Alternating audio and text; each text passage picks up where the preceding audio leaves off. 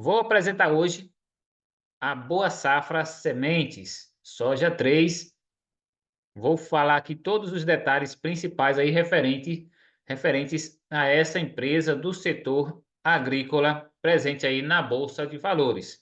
Então, vou apresentar aqui resultados do primeiro trimestre, perspectivas de crescimento da empresa, indicadores, política de distribuição de dividendos, base acionária, literalmente trazer aqui as principais informações sobre a Boa Safra. Começando a estrutura acionária, uma empresa tem origem ali familiar, uma sucessão ali do avô, passou para o pai, e agora desses dois aqui principais sócios, né, Marino e Camila Copo, aqui então o histórico dessa empresa é da família Copo e eles detêm aí cada um 30% da base acionária do valor patrimonial da Boa Safra, seguido aí de outros investidores também institucionais, 6%, 3% e capital aberto 30% na Bolsa de Valores. Teve também lançamento aí de novas emissões, né, de ações, follow-on agora em abril, também aumentou um pouco mais aí a participação do capital aberto nessa empresa. Primeiramente, nós vamos entender aqui os resultados, os últimos resultados, mas já adianto para você, analise a Boa Safra, não basicamente tomando decisões a partir dos relatórios trimestrais. Você vê aqui, primeiro trimestre de 24, isso porque a soja 3 ela tem uma sazonalidade.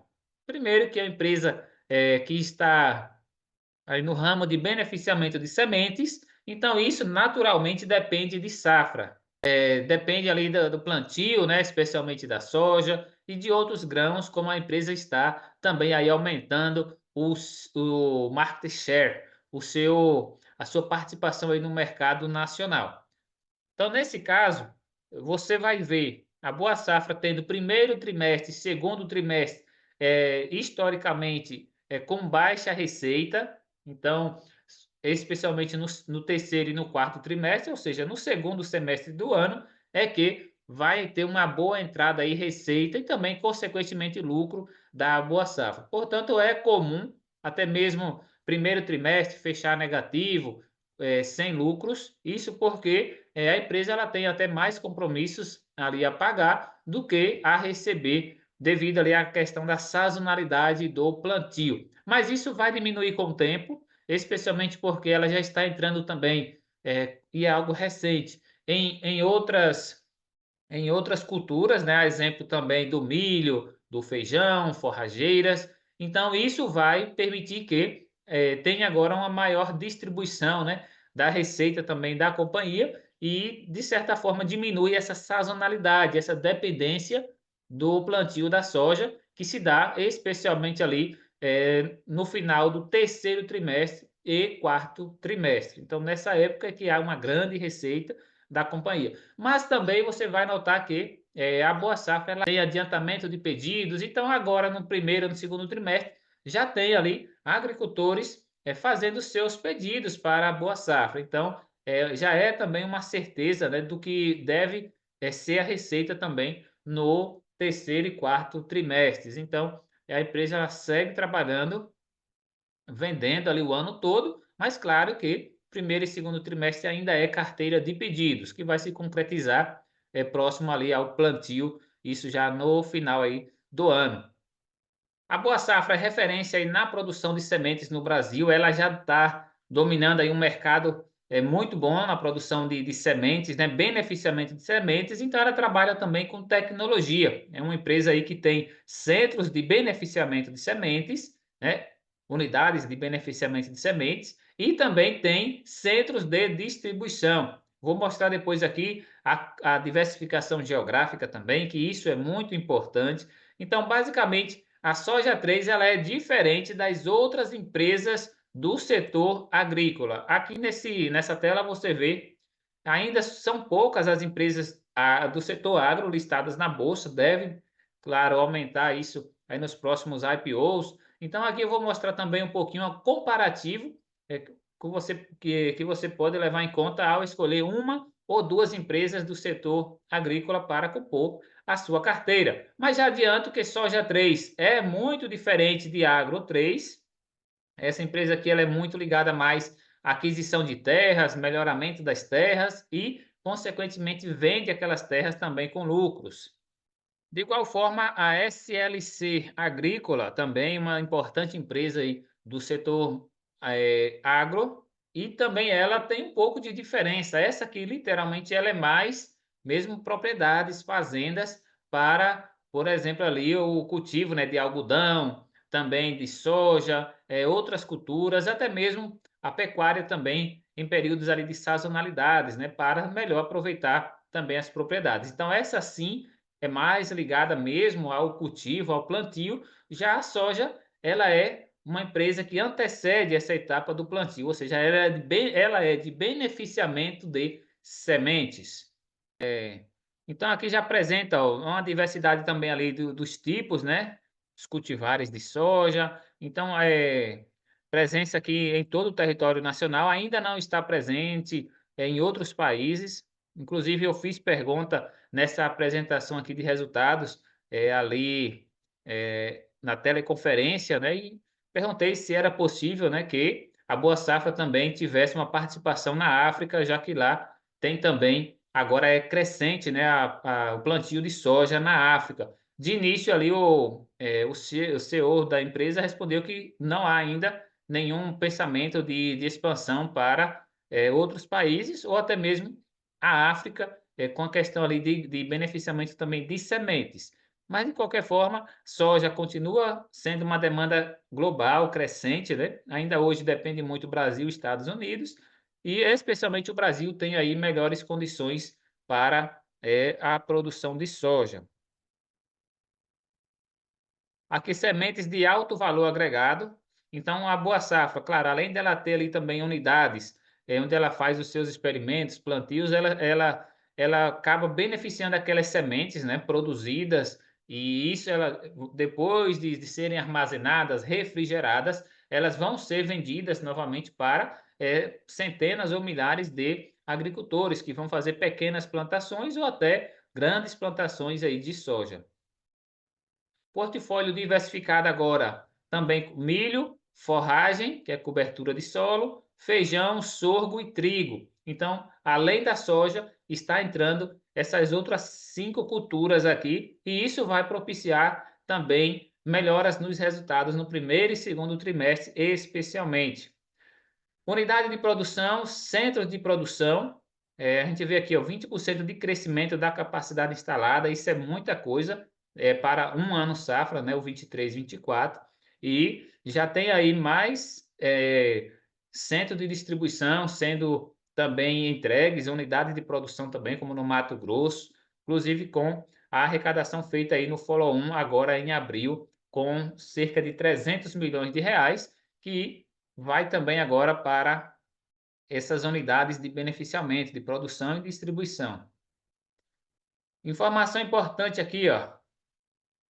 Já é a Boa Safra o primeiro player do setor, então já domina aí, ó, market share, né? É o mercado de sementes no Brasil, então a empresa já domina 8,5%. Ela já é a primeira nesse ramo. Mas nos Estados Unidos, a primeira nesse mercado aí de beneficiamento de sementes detém 27%. Então imagina aí que a Soja 3 ela vai também fazendo aquisições de outras empresas, sobretudo vai aumentar esse domínio para talvez ali 15%, 20%, isso, claro, gradativamente até 2030, perspectiva muito grande de crescimento e também perspectiva grande aí de crescimento da área plantada de soja no Brasil, que é outra informação que a gente precisa também saber. Então, a área de plantio de soja, inclusive, está adentrando na área destinada ali a pasto, à pecuária. Então, a soja, especialmente, também está aumentando essa área, não necessariamente com desmatamentos, até porque tem as questões legais aí, que as empresas elas têm que seguir, inclusive para exportação não pode ser ter origem em áreas de desmatamento. Então, essas empresas são muito criteriosas e seguem muito a legislação. Nesse sentido, eles estão entrando muito na área de pecuária, a área que era destinada à criação de gado, então está aumentando aí a produção de soja. 12% receita operacional líquida, aqui o aumento, né, com relação a 23, primeiro trimestre de 23, e lucro líquido ajustado 82%. Então aqui esses números ainda variam bastante, os resultados do primeiro trimestre eles são muito pequenos, então há sim uma variação muito maior, mas o resultado de 24 já foi muito melhor do que o resultado do primeiro trimestre de 23. Carteira de pedidos, isso aqui é o que nós devemos muito observar no primeiro e segundo trimestre. Então, a carteira de pedidos, aqui já tem, ó, 1,02 milhões primeiro trimestre.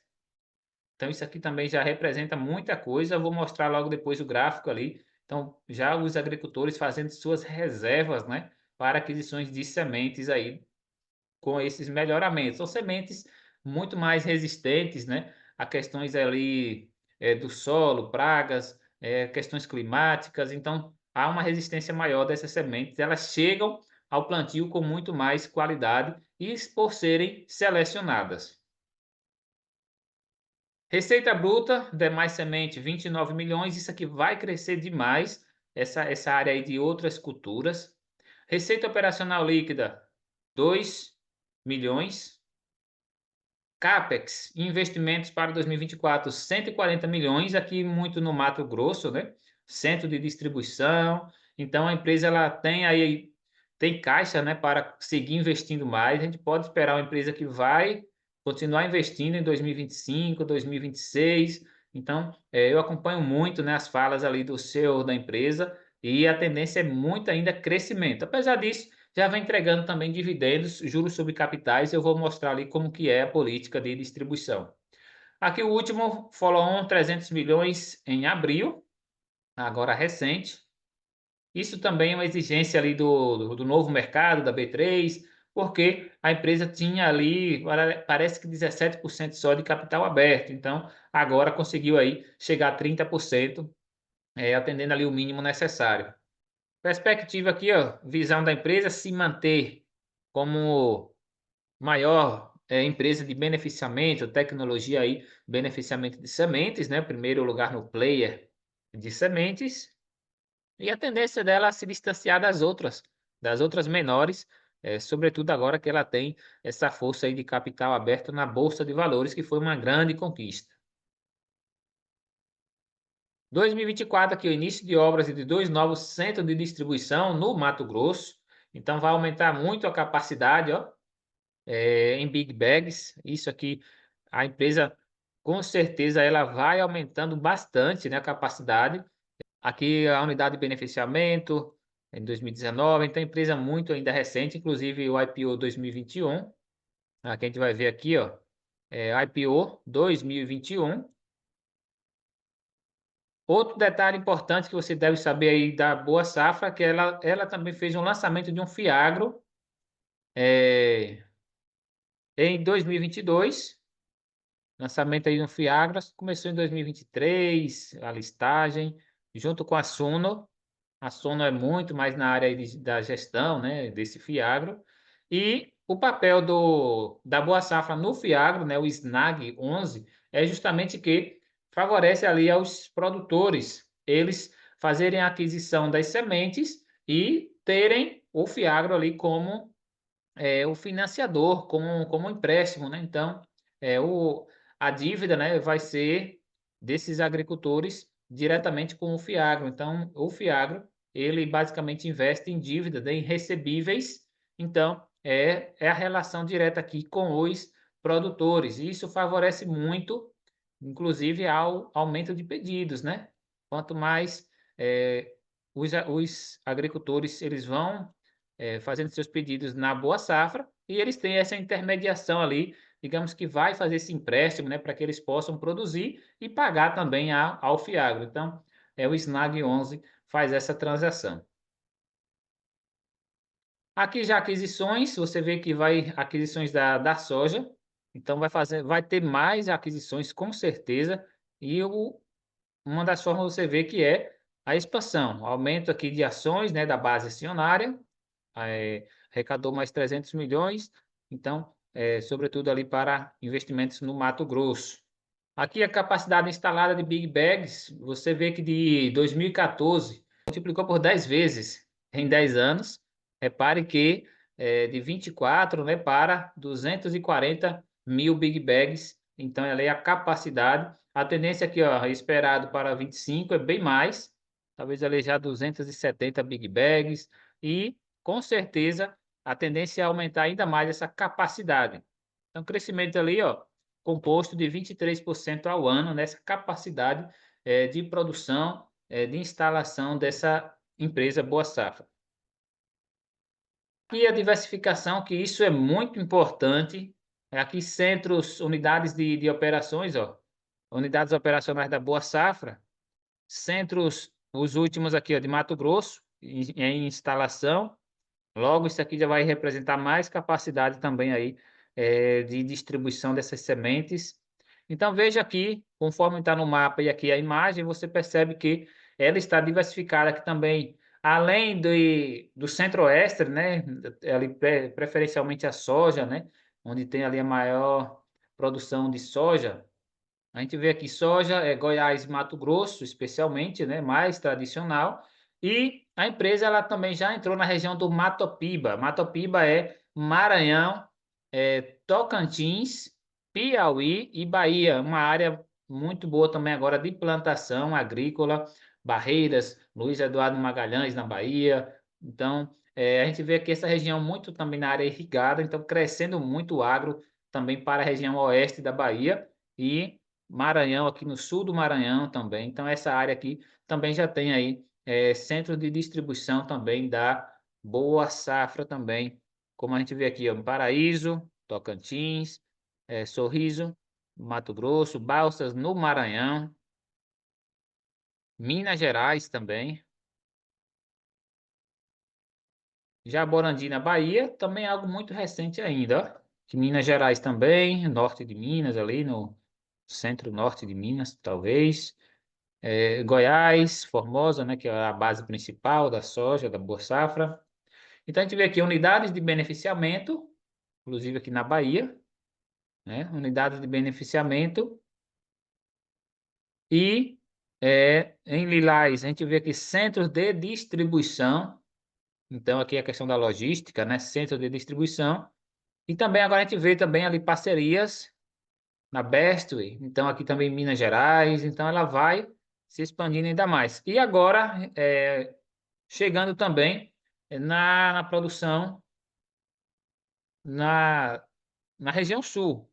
Claro que isso aqui é bom a gente saber, porque imagina aí, inclusive, a tragédia que teve aí em 2024 relacionada a enchentes no Rio Grande do Sul. Então, você vê que não é uma empresa que depende só de um estado, né? Então, ela vai ter, de certa forma, com qualquer intempéries, qualquer problemas climáticos, não vai afetar todas as regiões de uma forma igual. Então, ela está muito diversificada também, a Boa Safra. Repare aqui a questão da sazonalidade. Então, vai ter ainda semente de soja. A parte de plantio começa em setembro, ó, setembro, outubro, novembro e dezembro. Então, por isso que a arrecadação, a receita, lucro da empresa é muito mais ainda no segundo e terceiro trimestre. Então, ainda mais no terceiro. Porque agora, por exemplo, início do ano aqui, ó, maio, começa o período ali de armazenamento, né? Então, é o período que ela vai mesmo armazenar sementes, né? Depois ali da colheita. Então, ela começa a fazer tratamento das sementes para vender para os agricultores. Mas agora está aumentando, por exemplo, ali o sorgo, vai trazer para o primeiro trimestre sorgo, trigo e também feijão, também muito ali no primeiro trimestre. Então, vai melhorar milho também, segundo plantio. Então, a tendência é ter melhores desempenhos aí em 2025, 26, também já no primeiro trimestre. Aqui o que é importante você saber, carteira de pedidos, especialmente aí quando você analisa primeiro e segundo trimestre. Então, aqui a gente vê carteira de pedidos no primeiro trimestre 22 era 743, aumentou para 900, agora já está em 1028. Então aqui é o número de pedidos, né, agricultores que se adiantam, né, para já fazerem ali os seus pedidos na boa safra, perspectiva de plantio. Então aqui já isso aqui é muito bom. Repare que o primeiro trimestre cresceu bastante essa parte de pedidos. Já aqui no quarto trimestre não se tem mais, porque aqui já é realmente o pedido, não é nem mais de ainda prever que vai querer comprar. Aqui já está passando, na verdade, é a fase do plantio. Então, nessa época aqui, a grande maioria já fez aquisição de sementes, não está mais fazendo pedidos novos, já adquiriu antes, né? Já fez os pedidos antes, né? Isso com certeza muito com antecedência. Então, aqui já é a parte mesmo agora de entrega mesmo das sementes. Repare que isso aqui, ó, o pedido está literalmente ligado com a receita. Repare que primeiro e segundo trimestre é baixa a receita. Isso porque é aqui que é a fase dos pedidos. Então veja aqui, o primeiro e segundo trimestre muito pedido, terceiro e quarto, terceiro ainda tem um pouco, quarto trimestre não tem, mas o quarto trimestre já tem muito lucro. Então quarto trimestre aqui já é realmente a receita. Então terceiro e quarto já é o período ali das vendas, especialmente é o terceiro, né? E no quarto também muitos já plantaram, já estão ali na fase mesmo do plantio. Então a fase mesmo de negociação de venda é terceiro trimestre. EBITDA, crescimento ali de 32%, consolidada. Aqui também a empresa completamente sadia aqui. É normal que ela tenha um pouco de alavancagem nesse começo, né? Que possa também ter um pouco de dívida, mas mesmo assim a empresa está indo muito bem. A área plantada aqui, ó, milho, aqui é a perspectivas gerais, né? 36 para 45, sempre com aumento, né? Capacidade instalada de Big Bags em 2020 era de 100, agora já é de 240, então aumentou 2,4 vezes. Isso aqui é muito bom. Isso aqui que é melhor ainda, ó, o market share, é a questão de domínio de mercado. Então, em 2020, a Boa Safra tinha 5,7 de mercado, domínio de mercado. 2021, já com o IPO, passou a dominar 6,1%, ou seja, todas as vendas, né, de sementes ali para plantio. 2022 já foi para 7,4%, 2023 também já foi para 8,5%. Na tendência aqui é chegar a 10 a 15% de domínio de mercado. Agora, continuar agora com indicadores para ficar mais prático também. A Boa Safra, ela é negociada aí a R$ 15,50, a cotação aqui do momento. Então ela teve um crescimento aí de 35%, está com um dividend yield de 6%, PVP 2,1, isso aqui muito bom. Não vá buscar só investir em empresas que está com PVP abaixo de 1, porque você pode estar arrumando só problemas, né? Então é uma empresa muito boa, por isso que o mercado confia muito nela. PL baixíssimo, isso aqui é questão de momento, né? De começar a galera olhar para essa empresa, né? Ainda mais, porque perspectiva de retorno aí inferior a 6 anos, caso ela queira entregar ali, por exemplo, o lucro, né? O valor dos investimentos feitos, então ela conseguiria devolver 100% em menos de 6 anos. Isso aqui é muito bom. Então, a empresa promete bastante. Teve uma desvalorização no período de 3 meses, isso aqui não vai importar. Foi logo depois aí do follow-on, né, da segunda emissão de ações.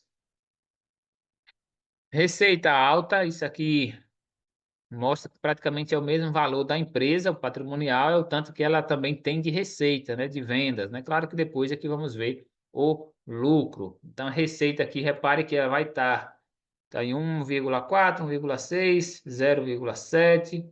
Então, a receita já foi em 2, começou em 2, 2021, e está aumentando mesmo, aumentando bastante, já praticamente dobrou a receita, né? Essa parte aí de vendas, né, da empresa. Payout ainda está baixo.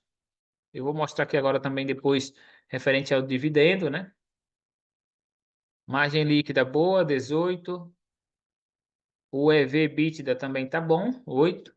Tá baixo também. Lucro por ação, 2,72. Repare que o lucro por ação, ó, 2020 era de 0,20 centavos, né? 2021, já com o IPO, passou a 72 centavos, aumentou o lucro para 1,42, para 2,60, e a tendência aqui é de 2024, com certeza, deve superar ali talvez os R$ 3, né, de lucro. Vamos ver como a empresa vai se comportar. ROI que tá bom, retorno ali sobre capital investido. A dívida líquida muito pequena, ó, comparada ali com o patrimônio, então é equivalente a 10% só de referente ao patrimônio. Então, se o patrimônio é 2 bilhões, a empresa tem 200 milhões em dívidas. Então, é muito pouco. A dívida bruta, né? Aqui considera as disponibilidades. Então, a empresa tem também dinheiro em caixa, né? Crescimento de receitas muito bom, 38%. Crescimento de lucro excelente, 68%. Aqui o ROI se mantém bom também, ó, aumentando, crescendo, né? Isso aqui é importante olhar. Dívida líquida, a empresa tinha muito dinheiro em caixa, ficou com um pouco de dívida agora, né? 2024, mas é muito pouco ainda, viu? Isso não preocupa investidores. Então, a empresa muito para crescimento, muito para longo prazo, inclusive para seus filhos investirem também. Então, eu tenho já meus filhos também fazendo investimentos e eu olho muito bem para a Soja 3, para a Boa Safra, e você também deve fazer o mesmo. Com relação a dividendos, que interessa muita gente, veja que em 2022 ela pagou só 1%, até porque a listagem era recente na bolsa, né? Então, a empresa ainda estava se ajustando, ainda é muito de investimento, então diminui um pouco o dividendo.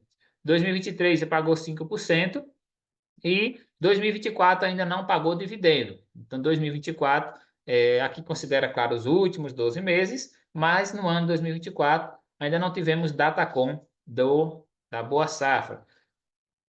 Nós tivemos aqui em 2022 pagamento de dividendo. A política de distribuição de proventos é especialmente juros sobre capital próprio. Isso aqui é também a estratégia da empresa, a questão lá de dedução de imposto de renda. Então a empresa talvez já prefere também aliviar de forma direta a questão do imposto de renda, né? Ao invés dela pagar diretamente, já paga ali, já é descontado quando ela parte esse dinheiro, esse lucro com os acionistas. Então, datas principais ali é em final de abril, logo após ali o resultado do, do quarto trimestre, né? Então, a empresa já sabe quanto precisa entregar. Então, nesse caso aqui, os dividendos são baixos, ó, mas os juros sobre capital estão melhorando. Foi aqui, ó, 13 centavos e 81 centavos ali no final de 2023. Então, a gente pode esperar aí ainda 2024 também. Não tivemos o dividendo em abril, então a gente pode esperar aí, talvez a qualquer momento, dividendos, mas ainda pode ser baixos.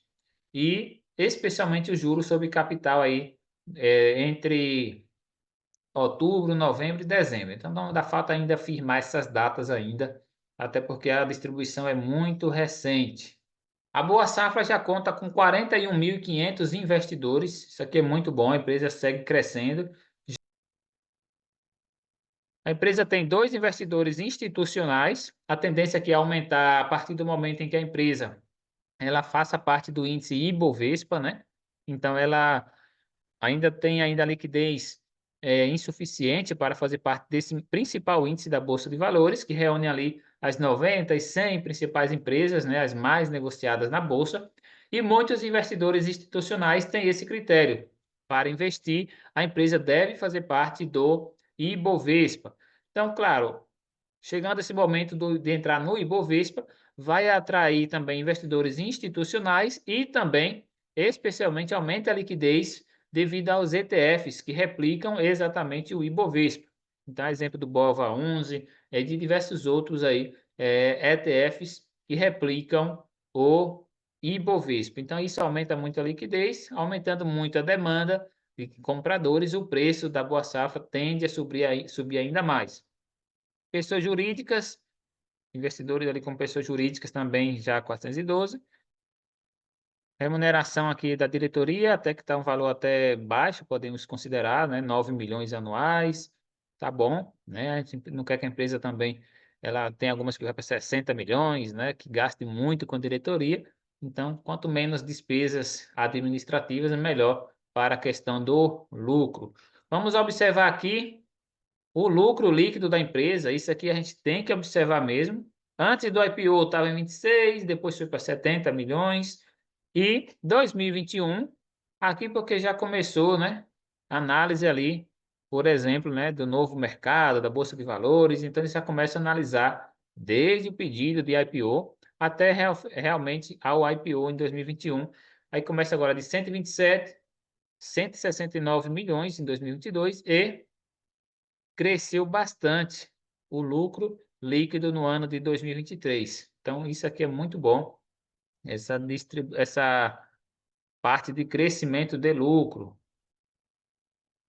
Outro sinal positivo para a empresa é quando ela faz o programa de recompra. Então, a empresa, quando ela anuncia que está recomprando ações, isso significa que ela está achando que o preço dela está descontado, está abaixo, né, da cotação, e também, claro, tem grande confiança ali na valorização futura da empresa. Então, quando eles compram, né, então eles estão ali claro, fazendo esse tipo aí esse processo que é legal, né? Esse anúncio, né? Porque compram grandes quantidades, 2 milhões de ações.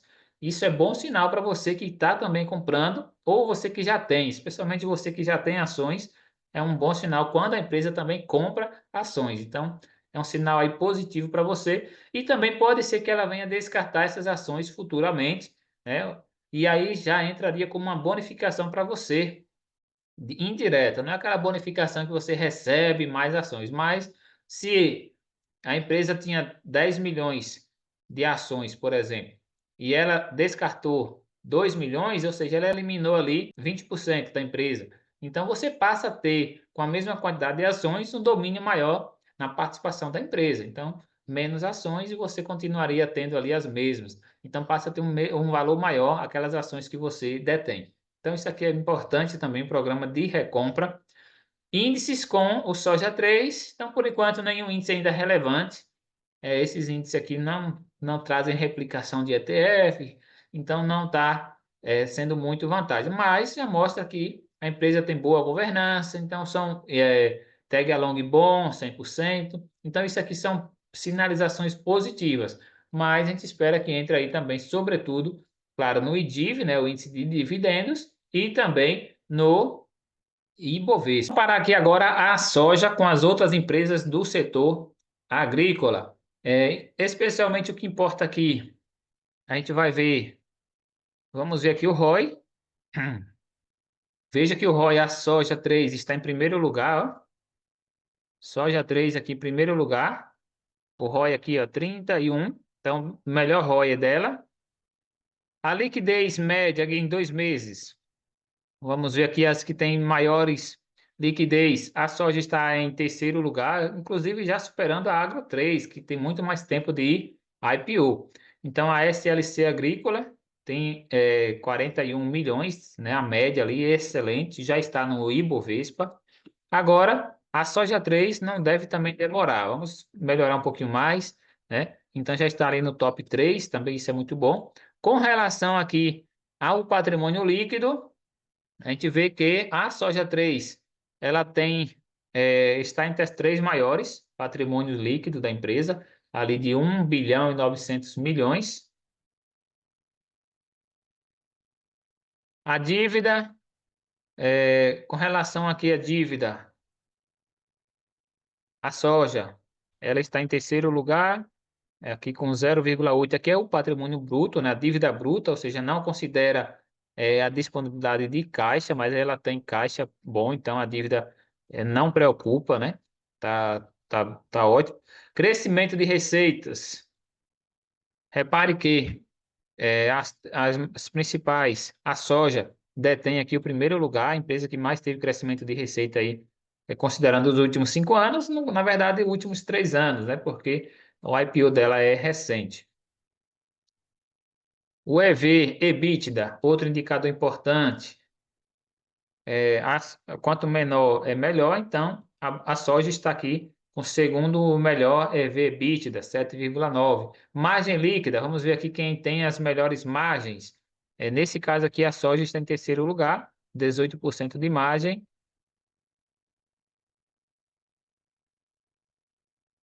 ROIC, tem o principal ROIC, ou seja, a capacidade aí de retorno dos investimentos. A soja está em primeiro lugar em capacidade de retorno, então isso aqui é bom.